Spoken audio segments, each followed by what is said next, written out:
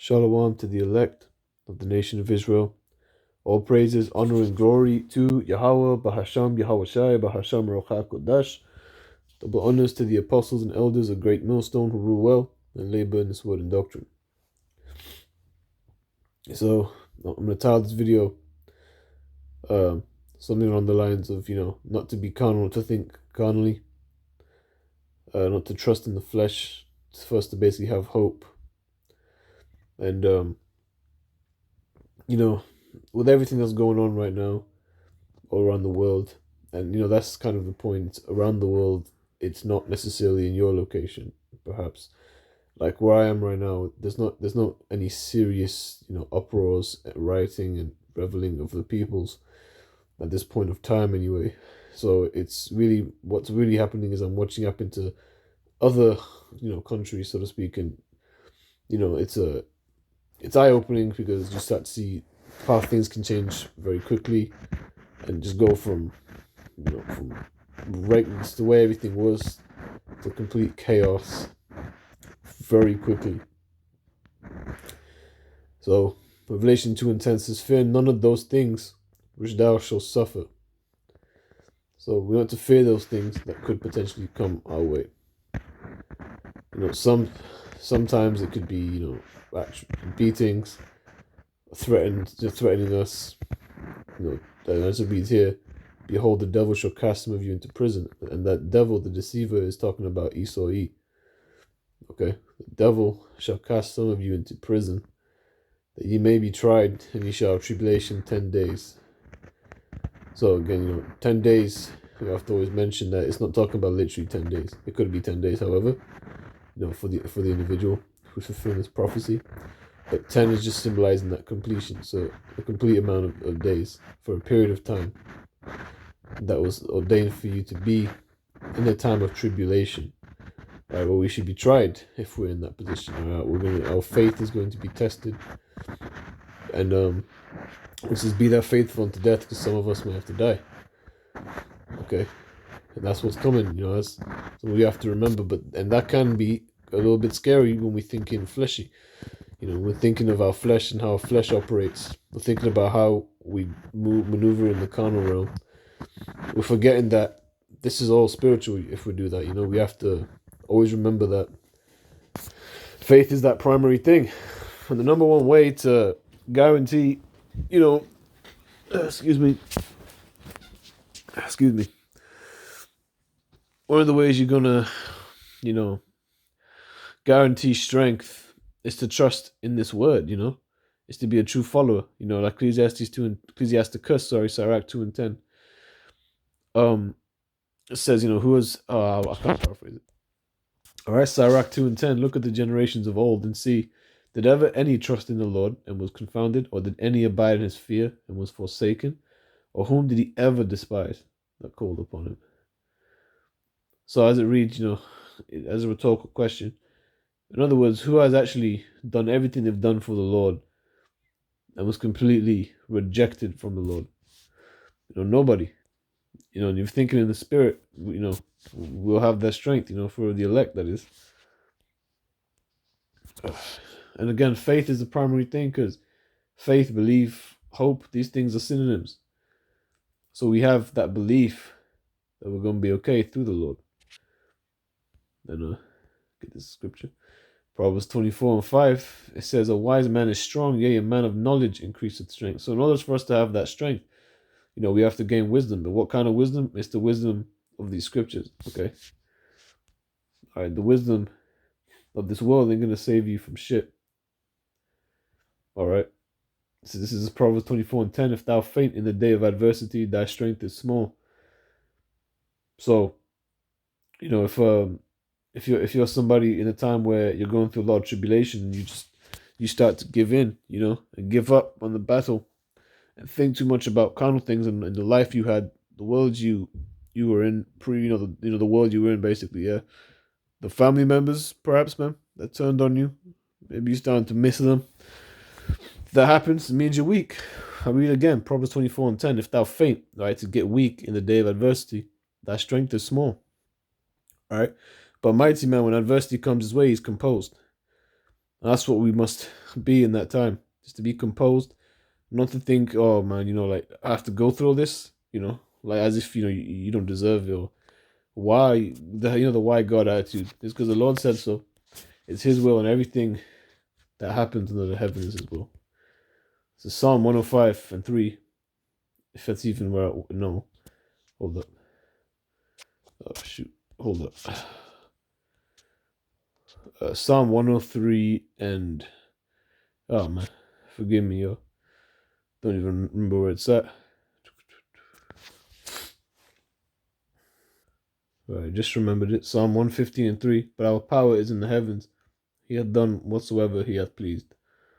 So the power in the heavens. He made this earth. It's this earth is his footstool, man. He can do what he wants in this world, and it's his will for this place to go through a time of tribulation. And when I say this place, really, I mean this whole world. Babylon the Great, ultimately, right? Should go through crazy tribulation, and ultimately Babylon the Great's destruction shall be the downfall of the whole world. That's what I really mean. But as it reads, our Lord is in the heavens. Right? He's the magnified one.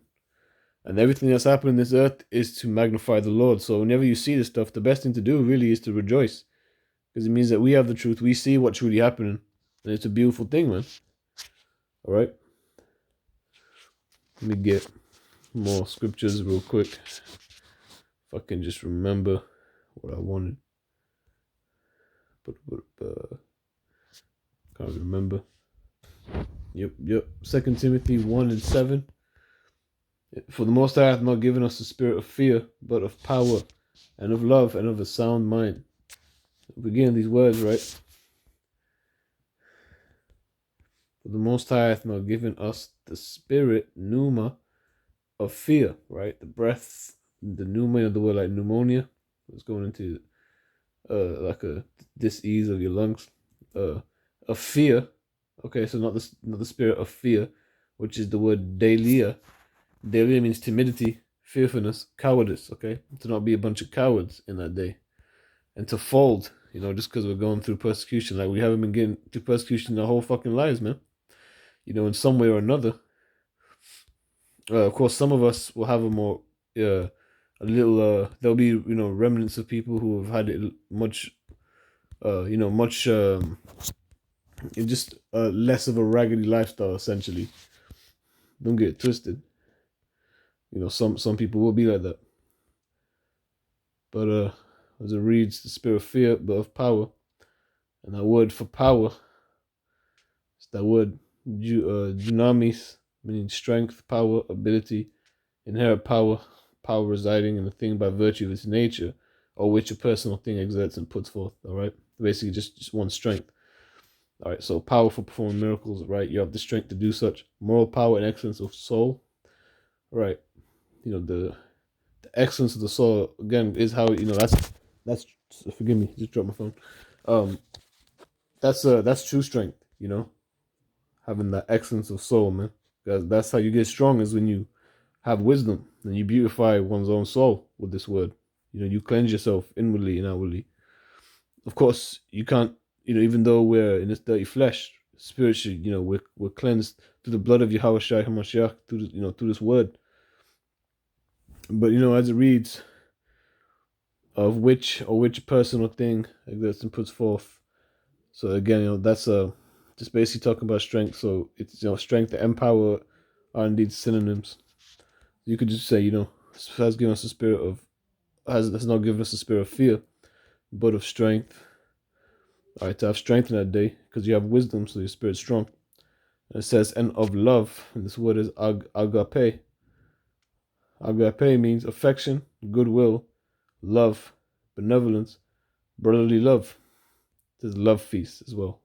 I believe if you go to Feast of Charity, there you go, Jude. Go to got a lawyer. If I just quickly do this. Jude chapter, well, there's only one chapter, Jude verse 12. It says there are spots, these are spots, sorry, in your feast of charity. Okay. And that word there, charity, is love, because the word charity and love are synonyms as well. Agape, affection, goodwill, love, benevolence, brotherly love, and it said love feast as well. Oh, and of sound mind. So what does it mean to have a sound mind? It says sophron sophronismos. Sophronismos. So this word means an admonishing or calling to soundness of mind. Uh admonish means to correct as well. To moderation and self-control, right? Self-control and moderation. So to be moderate, not to be all over the place, to do things of wisdom, to be sound means to be whole, It's to have a sound mind, not to do something that's wicked, that's sin, that's just outrageous in a scenario where you shouldn't have done it. So that's what the Lord has given us, man. Because in the curses it was the opposite. So when we have this truth, we should have faith in, because He's given us the tools to go to keep away from the curses. Deuteronomy 28:28, Yahweh shall smite thee with madness and blindness and astonishment of heart. Right? So everything, that you see of our people, there's always at least some level of astonishment of heart, amazement of their mind. They're always pretty freaking crazy, wild, super ecstatic.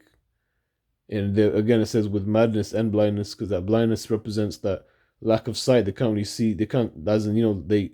Some will be blind, but this is referring to our people just being unable to see what the hell's going on, man. It's completely strange to anything righteous, and only know wickedness, man. And when you see that around the world, that could also make you feel a bit scared, man. If you're Jake living amongst wicked Jakes, and you're thinking about a time when people are struggling to eat, the internet shut down, all this type of stuff, you'd be quite, you could be quite scared. But then again, Yahushua said this was to happen, man. It's Matthew 24 and verse 5. Many shall come in my name, saying, I am Hamashiach, and shall deceive many. And ye shall hear of wars and rumors of wars. See that ye be not troubled, for all these things must come to pass, but the end is not yet. So wars to come, and then more rumors of wars. Okay. And then it says, for nation shall rise against nation, and kingdom against kingdom. So that's again, different nations against each other. Within each other's nation, there shall be, war. It says, and there shall be famines. All right. Now, a shortage of food can really lead people to get very violent, man. And pestilences and illnesses of, the plagues and earthquakes in diverse places. That's a very good one as well. The Lord's going to make earthquakes occur. He's going to use the angels to create earthquakes to show the elect, all right, so it can be a sign to the elect. They can rejoice at the scriptures, man.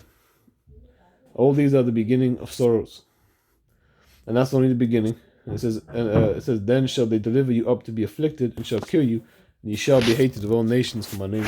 There you are. Scriptures make it clear, man. Some of us will have to die. It says, and then shall many be offended, and shall betray one another, and shall hate one another. There shall be many death and many, confused, many spirits of anger. People are not going to be able to see that coming, man. And many false prophets shall rise and shall deceive many. And that's evident amongst, Israel and outside of Israel, man. Oh, I should say amongst the nation of Israel who know the Israelites, and those who, even if they know, but go all over the place with other doctrine. All right, and many shall be deceived indeed. And it says that because iniquity shall abound, right? Because that unequalness, the abundance of that wickedness, really. Let's get this word iniquity. Show what I mean by unequalness. It's basically an unjust life. Hey, there you go. So not of sound mind, because of the lack of soundness in mind that's going to be around the place. So this word is anomia, the condition of without law, because ignorant of it, because of violating it. Contempt and violation of law, iniquity, wickedness. So basically wickedness, there you are. And again it says, because iniquity shall abound, right? The love of many shall wax cold. So then the love of the people of this world, right, it's basically going to be slowly quenching. And they're going to be just cold-hearted motherfuckers just ready to kill, man.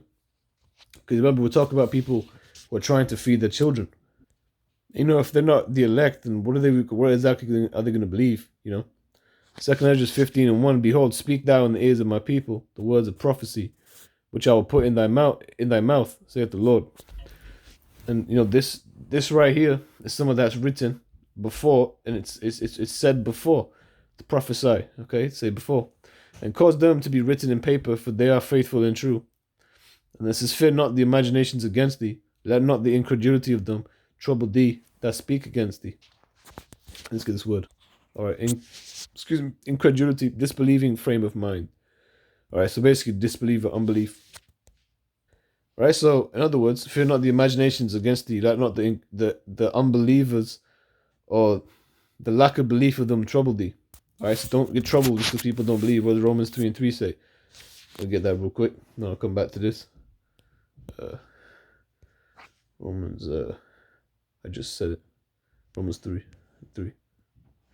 Romans 3:3. For what if some did not believe? Shall their unbelief make the faith of the Most High without effect? God forbid. Yea, let the Most High be true, but every man a liar. As it is written, that thou mightest be justified in thy sayings, and mightest overcome when thou art judged. So it doesn't matter if people don't believe. All right, people of this world are going to disbelieve something that's it's not for them. This is an exclusive thing. This is a secret. It's a mystery. So as it reads, the verse 4: for all the unfaithful shall die in their unfaithfulness. And there you are. People who don't have belief, have faith, hope. So if you're one of those people who ain't having faith in the Lord in a time of crazy shit, then turn that shit, to the right direction, man. Repent. Behold, saith the Lord, I will bring plagues upon the world, the sword, famine, death, and destruction. All right. Now the sword again, going into death and murder. Okay. And the modern sword is a gun. It could be any sword. The word harab in Hebrew goes into a cutting vessel, a cutting instrument. Famine, right? Shortage of food. And of course, ultimately, there'll be the famine of the word. It says death and destruction. There you are. For wickedness hath exceedingly polluted the whole earth, and their hurtful works are fulfilled. There you are. They're going to have to pay. So if this was to happen, okay, if we're for the elect, if the Lord's on our side, then we got nothing to worry about, man. Okay? There'll be a time when we will get, tried. But the Lord is going to give us a spirit, if we're the elect. He's going to give us a spirit to overcome, man. To prevail over all these stumbling blocks that fall our way. Things that will make us, be up on the balls of our feet. But then it will strengthen us, to the point where we just, we accept it, and we don't get, that same, we don't get that same emotions that we had when we were in the world towards these things, Now that we have, we have a bigger picture through the Spirit. It says, behold my people, this is verse 10. And it says, actually, should I, you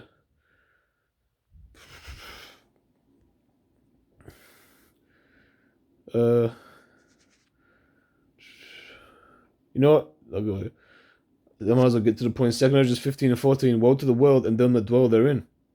For the sword in their destruction draweth nigh, and one people shall stand up and fight against another, and swords in their hands. For the sword and the destruction draweth nigh. All right, as it says.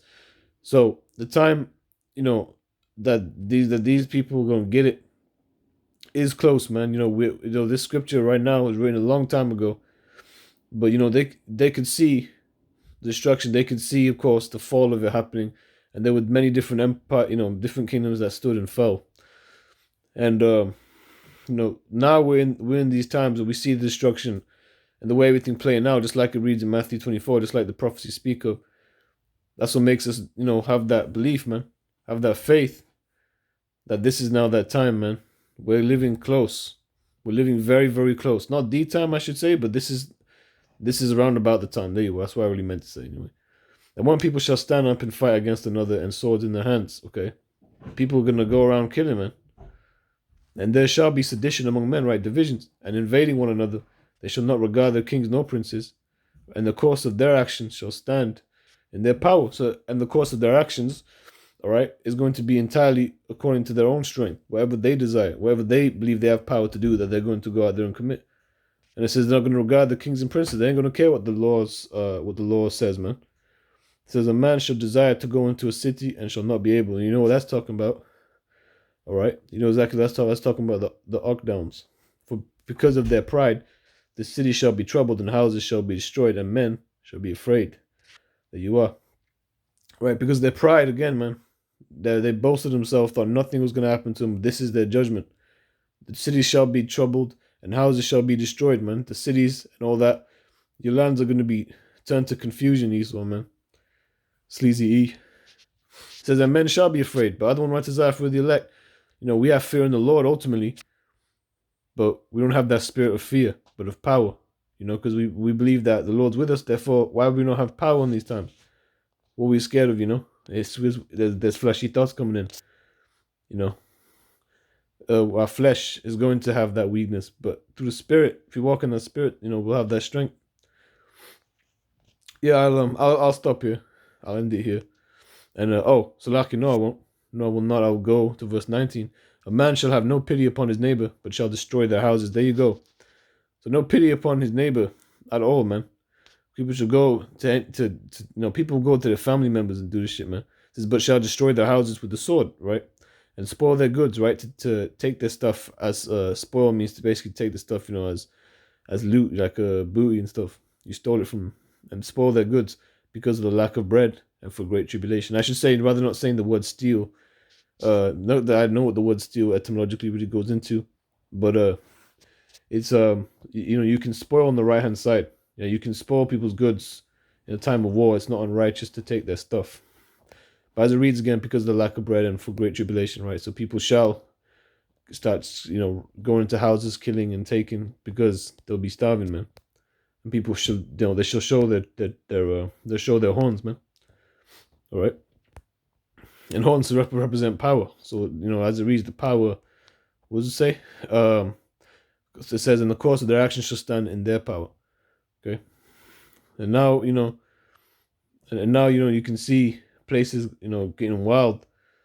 You can just, if you just consider it, what it was so vastly different about, places. For example, 1 minute. Bear with me. I dropped my phone, so slacker. Well, of course, it is different. The different lands will be somewhat different. But every land is basically going after America, The way people's hearts are inclined, it's all in a manner of the way it's in the world and stuff. It's all really influenced by Babylon the Great, So like everyone's gonna be taking part in the bullshit. It's somewhere or another that's going to be very reflective to other places, man. The whole world's gonna crumble, and it's gonna look like the whole world in this, in this pattern where everyone's got their own bullshit and all types of fucking destruction and peril. It's going to be clear, man, that the world is coming to an end. But of course, it's only really going to be clear to the elect. A lot of people aren't going to see it for how it is. A lot of people are still going to be wishing everything can just go back to normal. It's like they're wishing right now. But it ain't going to happen, man. Things are going to get weirder and weirder until it's finally over, man. All right, so, I'm going to end it here. Give all praises, honor, and glory to Yahweh, Bahasham, Yahweh Shai, Bahasham, Rocha Kudash. Double honors to the apostles and elders, a great millstone who rule well and labor in this word and doctrine. Shalom, Barakath, Habachiyar, Hagawiyah, Yasharala. Peace and blessings to the elect of the nation of Israel. Mawath Libabal. Shalom.